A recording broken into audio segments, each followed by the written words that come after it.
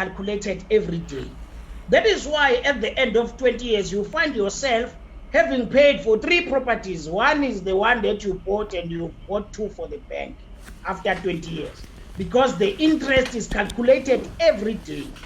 But if you decide to split your payment into every 2 weeks, that means you can kill close to 4 years of interest, and you can end up paying like 16 years or so, just above 16 years. But if you pay every week, so let's say your bond was 4,000, then you decided that every week I will just be paying. And then you tell them in the bank, I've been helping a whole lot of people with this. Sometimes bank, they try to play hard, but you've got a good advisor who is prepared to actually use the right information that they know is correct, instead of manipulating people who are less informed. Okay, then it becomes easier going forward. All right. So if ever you want to pay your property more like 5 to 6 years, maximum 7 years, you can pay your bond every day.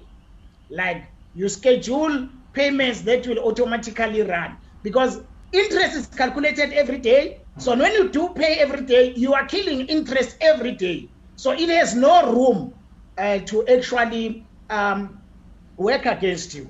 All right, when you know the compound interest. Let's say your bond is 3,800 as in a current situation for a 500,000 property, and then you divide it by 30. That means if you run a stop loss of 127 rand every day for 30 days, in 5 to 7 years, your bond will be paid up in full, because it takes you 13 years to pay interest. When you're paying property, your first 13 years, you are still paying interest. You know that, or you remember that. You are still paying interest. You start maybe from the 14 or from the 13 year to pay the real property, because the interest is calculated every day on your property.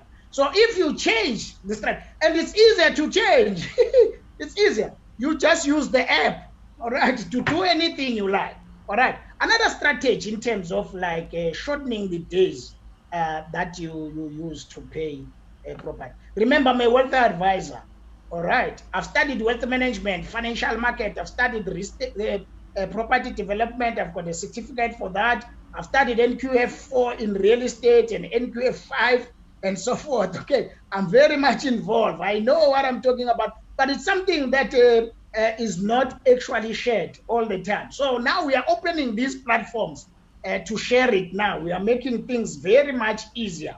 For those that maybe we lose this conversation, it will be available on Mtshali TV on YouTube. We'll be loading it there. Actually, I think we also, we are not live on YouTube, but we'll put it there as well for you to see. So if you have questions, you can bring them. All right. So those are the few things that you need to understand. I always tell people that you don't need to see your house going to foreclosure. There are many, and it always pains my heart when I read the newspaper. You hear that this person, the house has been repossessed and so forth. And no, that mustn't be the case. All right, it's more than thousands of houses that are actually going under hammer every year here in South Africa. All right, but we'll talk about that.